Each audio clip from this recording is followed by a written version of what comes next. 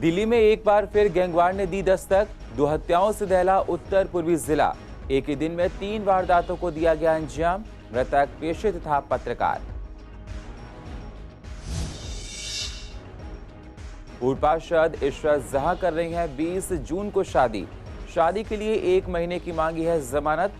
Card होगा verify. 30 मई को court करेगा फैसला। दिल्ली सरकार के रैन बसेरों में मजदूरों का रहना मुश्किल। बिजली पानी की कोई व्यवस्था नहीं। बेघरों को खाने में मिल रहे हैं सिर्फ प्लास्टिक के चावल। हालात बेहद खराब। कोरोना के शव के अंतिम संस्कार को लेकर एमसीडी और दिल्ली सरकार आमने सामने।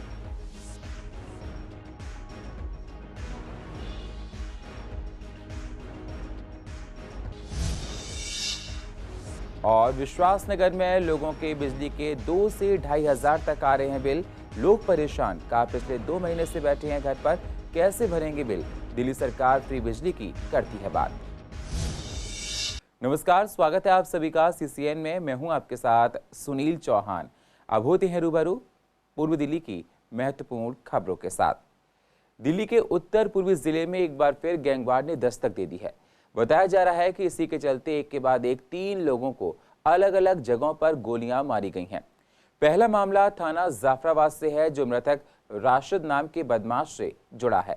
बताया जा रहा है कि मृतक राशिद ने 11 जनवरी 2019 को वेलकम कब्रिस्तान में अपनी बेटी की कब्र पर फातिया पड़े रहे महफूज नाम के बदमाश की हत्या को अपने साथियों के साथ मिलकर अंजाम दिया था। इसके बाद राशिद जमानत पर जेल से बाहर चल रहा था। फिलहाल मृतक राशिद लूट के एक मामले में नाबालिग जेल में बंद था। अप्रैल के महीने में राशिद बाल सुधार गृह से कुछ नाबालिगों के साथ फरार हो गया था और तब से ही पुलिस लगातार राशिद की तलाश कर रही थी। मृतक राशिद के परिजनों की माने तो राशिद का मर्डर करने के बाद बदमाशों ने उस्मानपुर इलाके के एक पार्क में बैठे मिरकार नाम के एक लड़के पर फायरिंग की, जिसमें मिरकार गंभीर रूप से घायल हो गया। उसका जीटीबी अस्पताल में इलाज चल रहा है, जिसकी हालत नाजुक बताई जा रही है। अभी पुलिस के आला अधिकारी इन दोनों मामलों की तफ्तीश कर रहे थे, तभी जिले के एक और इलाके से हत्या की सूचना मिलने से पुलिस के हाथ पैर फूल गए। तीसरा मामला थाना भजनपुर इलाके के सुभाष मोहल्ला से था। बताया जा रहा है कि इस मामले में बाइक और स्कूटी पर सवार होकर आए 5 बदमाशों ने 30 साल के युवक हैदर को भी करीब 2 दर्जन से अधिक गोलियां मारकर मौत के घाट सुला दिया। इस मामले में बदमाशों ने हैदर के सिर में गोलियां बरसाईं, जिससे उसकी मौके पर मौत हो गई। वहीं पुलिस सूत्रों के मुताबिक हैदर पेशे से पत्रकार था। पुलिसिया सूत्रों का यह भी कहना है कि मृतक हैदर का उत्तर पूर्वी जिले में सक्रिय नासिर गैंग से करीबी संबंध था। बताया जा रहा है कि अक्सर हैदर नासिर की नादिर की फैमिली के साथ भी देखा जाता था। अभी इस बारे में कोई जानकारी नहीं। तो क्या आप मतलब सुनने में क्या आया कुछ सर? भाई सुनने में ये आया कोई बाइक पे आए थे और वो गोली मार के चले गए दिल्ली में। हाँ, ये बेखौफ है बदमाशों का, कुछ मतलब हुई नहीं है। मतलब दिन था, 6:30 बज रहे होंगे उस टाइम, भले रोशनी हो रही थी, दिन था। जो वो 6 लोग, फिर उन्होंने यहाँ ये आर ब्लॉक का जो चौक है हुसैनी चौक, यहाँ पे भी उन्होंने फायरिंग करी है, क्योंकि किसी ने उसे रोका कि भाई तुम कहाँ को जा रहे हो, तो उसके सीने पे तान दी कि तुझे भी मार देंगे। तो गोली के आगे कौन रुकेगा। यहाँ घूम रहा था मैं इस खेत में उस वक्त, इधर से गोली चलाते हुए आए 2-3 लड़के, और कई लड़के साथ थे उसके, 5-6 लड़के और साथ थे। उन्होंने गोली चलानी शुरू करी। जो हमारे दोस्त का लड़का था कल वैसन मेरे रबर से भागा, और भाग के वो चौकी की तरफ जाके उसे एक आदमी, उसके मैंने देखा जब तक उसकी गोली लग चुकी थी खभे में, उसके पीछे गोली उन्होंने और चलाई। यहाँ से मैंने पत्थर उठा कान से मारो, इन्हें पकड़ो, गोली मार रहे, आदमी मार दिया, आदमी मार दिया। जब वो यहाँ से पीछे भागे, जैसे उनके पीछे घेरना चाहा, तो उन्होंने गली में जाके 3 फायर और करे। इसी गली में पीछे मेरे बराबर में बिल्कुल यहाँ 3 फायर वहाँ करे। वो किसी का लग ना पाए, बच गई पब्लिक उसमें, लोगों पर उन्होंने फायर करे। उसके बाद यहाँ से उनके पीछे दबाव बनाया, पुलिस ने खुद हेल्प करी। जो मौके पर सिपाही थे यहाँ चौकी में, वो साथ भागे और जाके शिव मंदिर से आगे अगली गली में उनमें से एक लड़के को मैं पिस्टल के पकड़ लिया पुलिस ने, और वो उस्मानपुर थाने में मौजूद है। इसका अरे ये मिली कि वो ये 5-6 लड़के हैं। पहले ये वहाँ राशिद को मार का है, भंजा है हमारा, उससे 6 गोली मारी हैं, जो मौके पे मार दिया है। वहाँ से मारने के बाद में फिर वो यहाँ है, जो वो मिकदार नाम है, उस लड़के को जख्मी करा, उसकी गोली पार हो गई है, वो जख्मी तो भाग गया। तो और किसे किसे वो मारता मालूम नहीं। फिर जब पता किया कि ये मारने वाला, गोली चलाने वाला कौन है, इसका नाम है सैफ, ये अफसार का लड़का है, अफसार भी साथ था इसमें प्लानिंग में। कांग्रेस की पूर्व निगम पार्षद इशरत जहां अब शादी कर रही हैं। वे इन दिनों जेल में है, लेकिन कोर्ट से शादी के आधार पर जमानत मांगी है। सरकारी वकील ने उनकी शादी के कार्ड पर शक जाहिर किया है। मामले की अगली सुनवाई 30 मई को होनी है।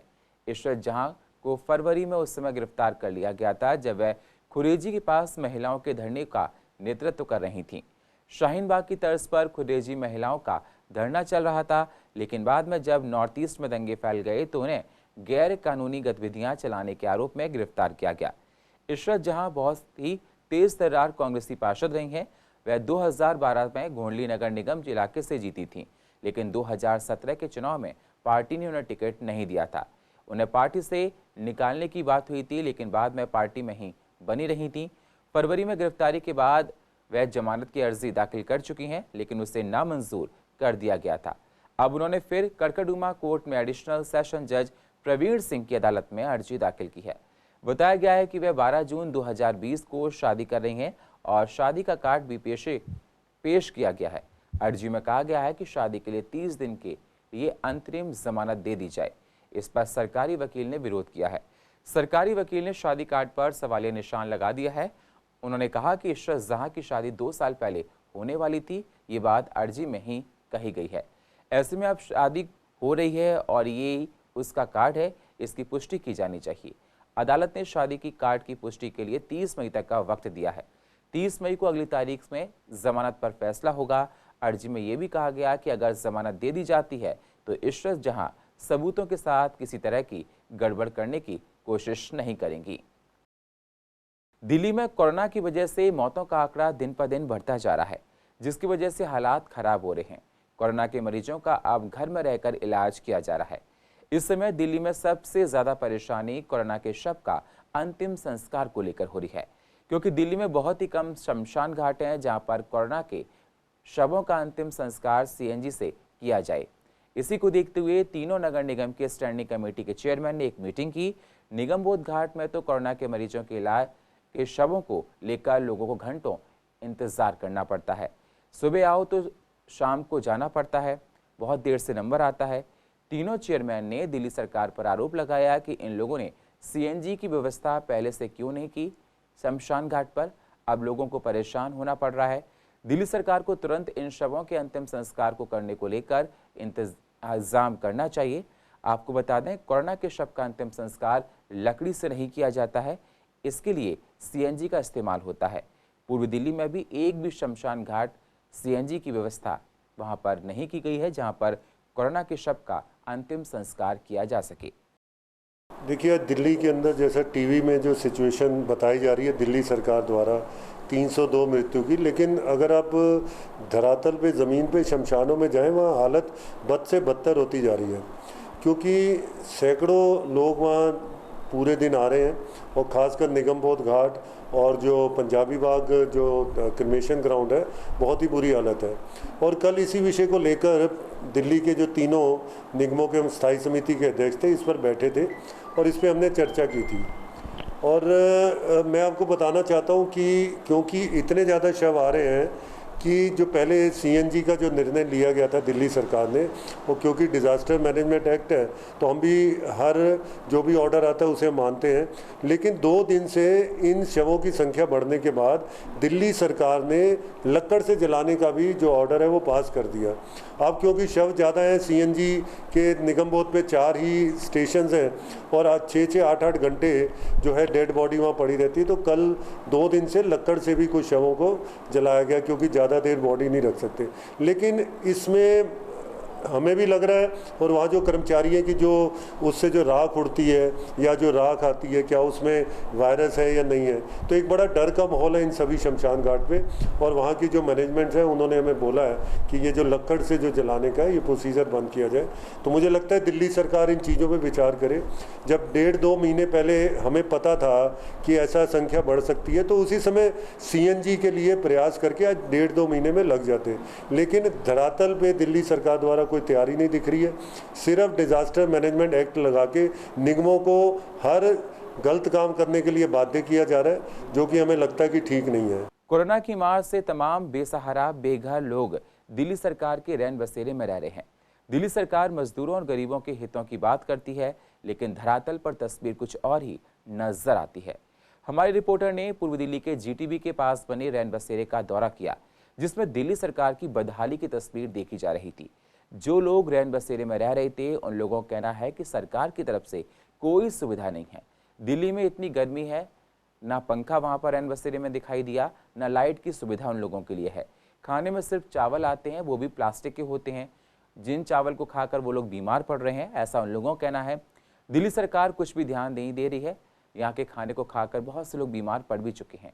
हम कई बार इस बदहाल व्यवस्था को लेकर प्रशासन से शिकायत कर चुके हैं, पर प्रशासन इस पर कोई ध्यान नहीं दे रहा है। हम लोग जाएं तो कहाँ जाएं? जीवन जीना बहुत मुश्किल भरा हो गया है। 3 दिन हमारे चावल गड़बड़ हुए थे, उसके बाद शिकायत गई है, लोगों ने यहाँ वो किया है, तो 2 दिन से थोड़ा चावल सही आ रहा है। मैंने क्या अपने भाई कर रहे हैं, क्या कर रहे हैं, जो हमसे हो रहा है वो कर रहे हैं। जो भाई हमारा एक परिवार है, उससे तो हम कर रहे हैं, हम भगा तो सकते नहीं इनको। अब एक हाथ के गाय को लेकर चले, हमारे पास सोने वाले जो व्यक्ति हैं बस 17 बंदे हैं। उसके बाद कोई नया बंदा आता है, उसको हम नहीं सुलाते हैं। दिक्कत तो बहुत हमारी हैं, और दिक्कत बाकी जो दिक्कतें हैं यहाँ के शेल्टर की, दिक्कत ये उठानी पड़ती है जी। एक तो ये पंखे ख़राब है जी, और काफ़ी परेशानी होती है। रात में लाइट उठ चली जाओ, रात में लाइट चली गई, रात को सुबह में 6 बजे आई। खाना भी 2 दिन से तो सही आ रहा है, बाकी उससे पहले दिक्कत हो रही थी, प्लास्टिक के चावल आ रहे थे। हमने उनको चेक भी बोला भी कि खाना सही नहीं आ रहा है, तो अब 2 दिन से सही आ रहा है खाना। जी यहाँ खाली चावल मिलते हैं, उसके अलावा कुछ नहीं मिलता। 15 दिन में एक बार पूरी आती हैं। चावल कैसे मिलते हैं आपको? चावल कभी तो टूटे हुए और कभी जो है प्लास्टिक वाले चावल, उसमें आधे चावल नीले नीले कलर के निकलते हैं, वाइट नहीं होते, आधे वाइट और आधे नीले। पहली बात तो गर्मी के अंदर यहाँ कोई सहूलियत किसी चीज़ की नहीं है। कोई पानी का साधन नहीं है, कोई खाने का साधन बिल्कुल सही तरीके नहीं है। अगर उनसे कहते भी हैं तो इधर से सुनो, इधर से निकाल दे। आप ये देखिए कितनी सड़ी हुई गर्मी पड़ रही है। बस एक ये पंखा ये चल रहा है, और बाकी किसी चीज़ के लिए कहते हैं जी, हम वैसे कहते हैं जी हम चाय बेच रहे हैं, ये बेच रहे हैं, कुछ वो नहीं है। हमें रहने का कोई सुविधा नहीं मिला, तो हमें विधायक द्वारा इस रैन बसेरा में हमको रहने के लिए जगह दे दी। इन्होंने इंचार्ज जी बोले कि कोई दिक्कत नहीं पड़ेगा, आपको रहिए। हम भी उसी तरीके पर रहने लगे। पीने के लिए पानी हॉस्पिटल से लेके आते हैं, इधर 2 से लेके आते हैं, ठीक है जी। नहाने के लिए जितना अगर मिल गया तो ठीक है, नहा लिए, नहीं तो 2-2, 3-3 दिन। खाने की व्यवस्था तो वही दाल चावल आ रहे हैं जी।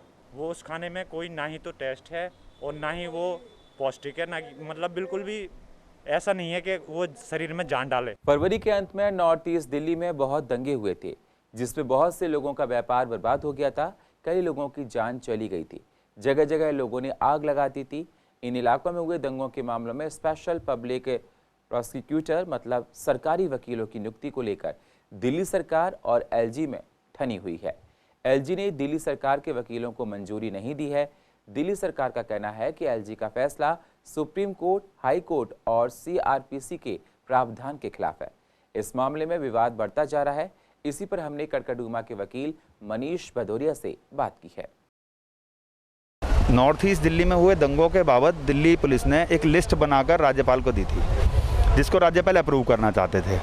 परंतु दिल्ली सरकार ने 2016 और 2018 में सुप्रीम कोर्ट और दिल्ली हाई कोर्ट के दिशा निर्देशों को बताते हुए ये कहा कि दिल्ली में सरकारी वकील की नियुक्ति का अधिकार सिर्फ दिल्ली सरकार को है, और उपराज्यपाल उसमें अपनी सहमति राष्ट्रपति को लिखकर भेजेगा। इस बाबत एक लिस्ट बनाई गई। लिस्ट बना के दिल्ली पुलिस ने राज्यपाल को दी, राज्यपाल ने उसको अनुमोदित कर दिया। अल्टीमेटली बात दिल्ली सरकार के होम डिपार्टमेंट के पास पहुंची। होम डिपार्टमेंट ने उस लिस्ट को खारिज करते हुए एक सही लिस्ट बनाई और उपराज्यपाल को भेजी, और ये कहा कि अगर उस लिस्ट को वो मान लेते हैं तो उस लिस्ट में दिल्ली पुलिस के जो अधिकारी हैं उनके रिश्तेदार और कुछ ऐसे वकीलों का नाम जोड़ा गया है जो कि 10 साल से कम की प्रैक्टिस रखते हैं, तो वो मान्य नहीं है और वो कानून की प्रक्रिया को बाइज्ड भी करेगी, क्योंकि पुलिस हमेशा पुलिस का फेवर करती है। तो उसके बाबत कल जो मुख्यमंत्री श्री अरविंद केजरीवाल जी जो हैं उनकी अध्यक्षता में एक मीटिंग करी गई और एक नई लिस्ट बना के राज्यपाल को दी गई है। अब राज्यपाल साहब के पास ये अधिकार है कि धारा 239A(4) के तहत वो राष्ट्रपति को इसके अनुमोदन के लिए भेज सकते हैं। राज्यपाल की जो भूमिका है वो बड़ी लिमिटेड होती है। वो सरकार की बातों को राष्ट्रपति तक पहुंचाने का कार्य करते हैं, या फिर किसी चीज़ का अगर वो खंडन करते हैं तो उसका उन्हें प्रॉपर पूरा रीज़न देना पड़ेगा, तब उसका खंडन मान्य होगा। दिल्ली में कोरोना को लेकर लॉकडाउन 4.0 चल रहा है, जिसमें दिल्ली सरकार ने बहुत राहत दी है। काफ़ी दुकानें खुली हुई हैं। दुकानें ना चलने की वजह से दुकान वालों को किराया देने में तमाम तरह की परेशानी हो रही थी। इसी पर गांधीनगर मार्केट एसोसिएशन के लोगों का कहना है कि हम लोग दुकानदारों से बात कर रहे हैं, उनको हर प्रकार की सहायता देने की बात कही जा रही है। किराए को लेकर बैठकर हम हर सुविधा बना रहे हैं, जिससे हमारे दुकानदार भाइयों को परेशानी इस समय ना हो। हमारे यहाँ 11,500 के करीब दुकानें हैं और 25-30 हज़ार फैक्ट्रियाँ हैं गांधीनगर विधानसभा क्षेत्र में। अब वो किराया कईयों की कमाई किराए से है, बहुत से आदमी किराए पे डिपेंड है। अगर मकान मालिक और किराएदार का जो रिश्ता है वो बाप बेटे का समझ लो या चोली दामन का साथ समझ लो, क्योंकि किराएदार वो दिक्कत तो देखो जी आफ्टर ऑल है ही, क्योंकि 3 महीने होने जा रहे हैं और अभी भी कुछ नहीं पता लॉकडाउन कितने दिन चल जाए। ओल्ड इवन में 15 दिन काम करेगा, 15 दिन नहीं करेगा, तो किराएदार के लिए यहाँ सबसे बड़ी समस्या हो गई कि वो 15 दिन काम करे और किराया उसको 30 दिन का देना पड़ेगा, निकाल ही नहीं पाएगा। और कमाई है नहीं, देशावर से व्यापारी आ नहीं रहा, सारे बॉर्डर सील पड़े हैं और ज़्यादा जैसे केस कोरोना के बढ़ते जा रहे हैं वैसे वैसे सख्ती भी बढ़ती जा रही है। तो लोगों को आपस में बजाय वाद विवाद में जाने के, जल से प्रदर्शन करने के, प्यार मोहब्बत से बैठ के अपने मालिकों से बात करें। और यहाँ जितने भी लैंडलॉर्ड हैं वो भूखे नंगे नहीं हैं, बात मान लेंगे, परंतु एसोसिएशन एक तरीके से है कि आप कंप्रोमाइजेबल की तरीके से अपने लैंडलॉर्ड से कुछ छुड़वा लो, या जो पुराना किराया जो नया किराया वो नए तरीके से ले लो, जो पुराना किराया वो थोड़ा थोड़ा करके एडजस्ट कर देगा। इसमें एसोसिएशन का रोल सिर्फ इतना है कि दोनों जो हमारे किराएदार भाई हैं या दुकानदार भाई, मकान मालिक भाई हैं, दोनों के बीच में एक पुल जिसको हम लोग ब्रिज कहते हैं, उस तरह का काम एसोसिएशन कर रही है। और किसी के भी समय सीमा या उसमें हम लोग कोई बाध्य नहीं कर रहे हैं कि भाई इतना ही करना है। जैसा कि सब लोगों की रजामंदी से, काफ़ी लोगों से बात करने से, मकान मालिक से भी और किराएदारों की बात करने के बावजूद 25,000 से जिसका किराया है उसको 25% कर रहे हैं, और उससे ज़्यादा है उसका 30% है शायद। और उसके बाद ऐसा भी नहीं है, दोनों मकान मालिक किराएदार खुले हुए हैं, आपस में जिनकी जैसी रजाबंदी होती है, जैसे उनके टर्म्स कंडीशन है, जैसे दूर करनी चाहिए हमारे किराएदार भाइयों की, और कर भी रहे हैं, ऐसा भी बात नहीं। लेकिन किराएदार भाइयों को भी अपने मकान मालिक से बात करनी चाहिए और आपस में बैठ के समझौता करना चाहिए, और वो कर भी रहे होंगे और होगा भी। पूर्वी दिल्ली के कांति नगर में गांधीनगर के विधायक अनिल वाजपेयी ने डीडीए पार्क का दौरा किया। उनके साथ क्षेत्र के तमाम अधिकारी मौजूद रहे। डीडीए पार्क की हालत बदहाल है। हर समय पार्क में असामाजिक तत्वों का जमावड़ा लगा रहता है, गंदगी का अंबार लगा रहता है, जगह जगह पार्क में कूड़ा है। जैसे ही इसकी शिकायत डीडीए को की गई, तुरंत उन्होंने आश्वासन दिया है कि हम जल्द से जल्द इस समस्या को दूर करेंगे और साफ सफाई कराएंगे।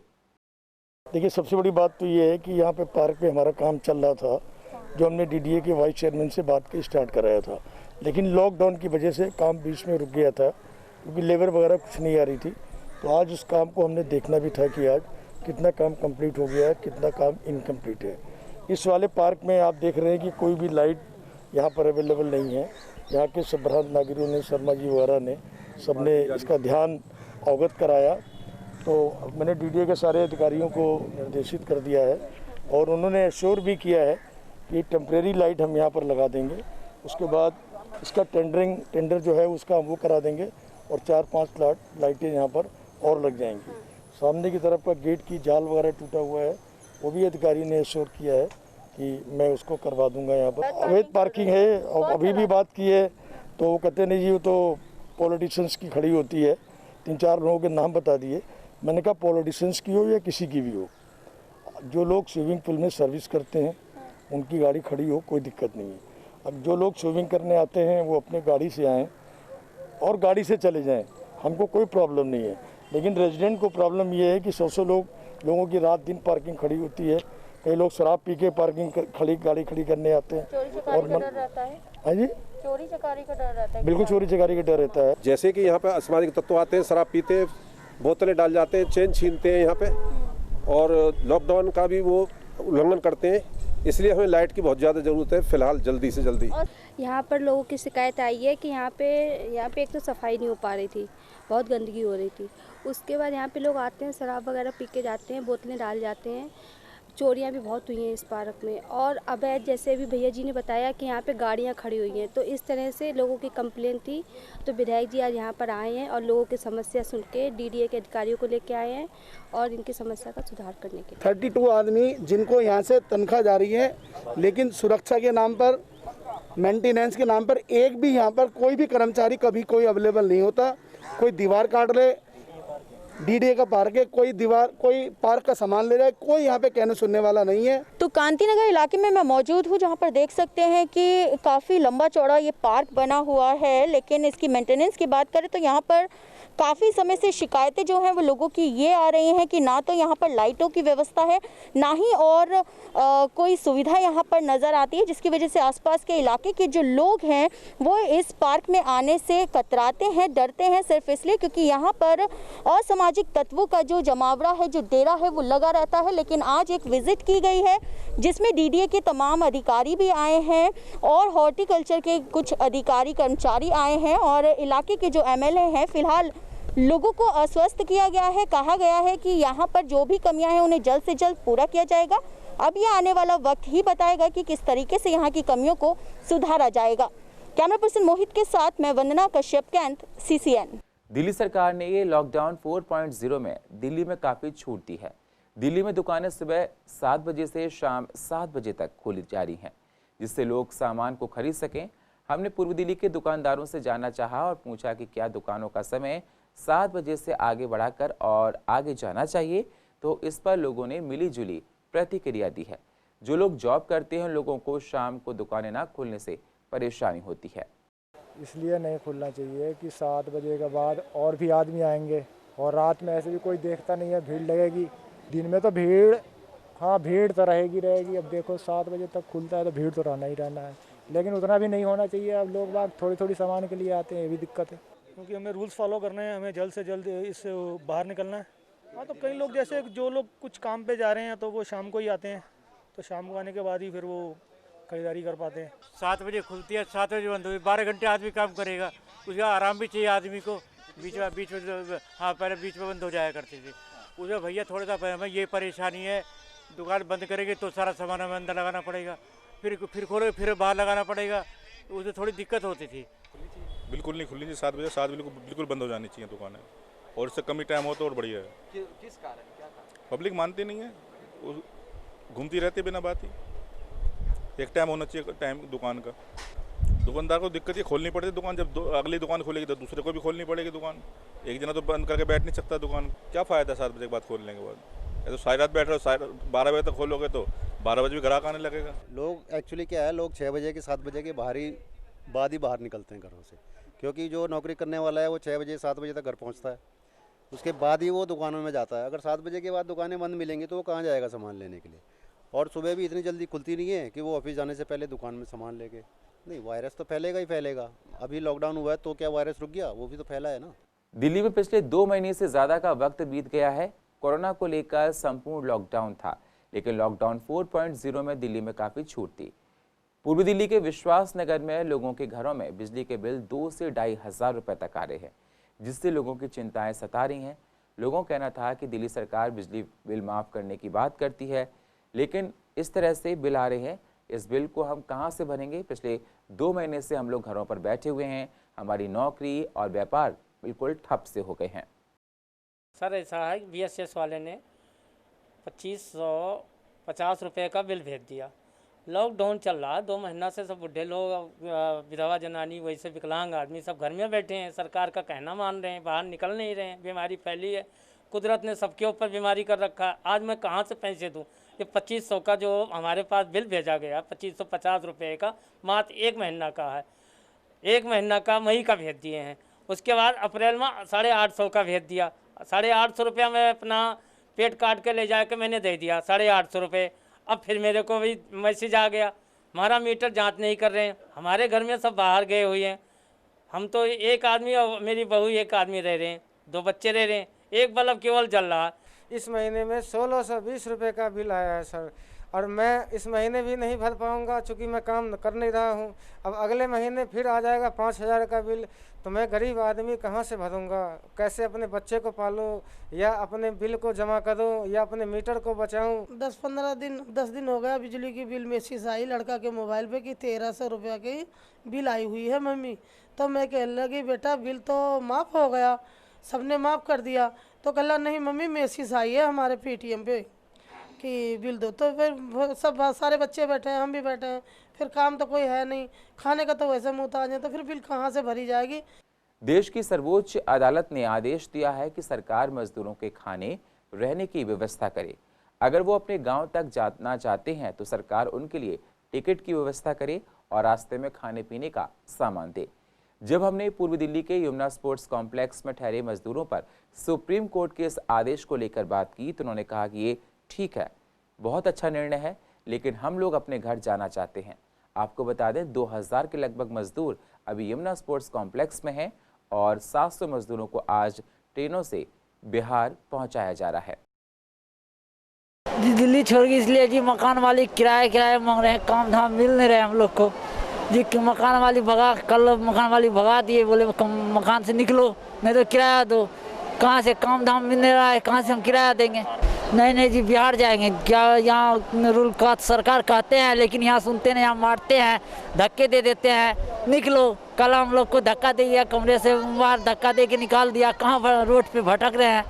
सर यहाँ कोई रोजगार है ही नहीं, क्या किया जाएगा? कंपनी में काम जो है जहाँ पे 100 बंदे खटता था वहाँ पे 25 बंदे खट रहा है। हाँ नाश्ता खाना दोनों मिलता है, मगर मेरे को अपना शहर जाना है। सर गांव में घर पे परेशान है सब, जैसे हमारे जा रहे हैं कि घर बुला रहे हैं, इसीलिए गर्मी की अब लगती है। दोपहर में गर्मी इतनी होती है तो गर्मी तो लगेगी, बस तो थोड़ी ठंडे पड़ जाते हैं। अभी हमारे पास लगभग 1800 मजदूर हैं और अभी जो भी आ रहा है हम उसे ले रहे हैं अंदर।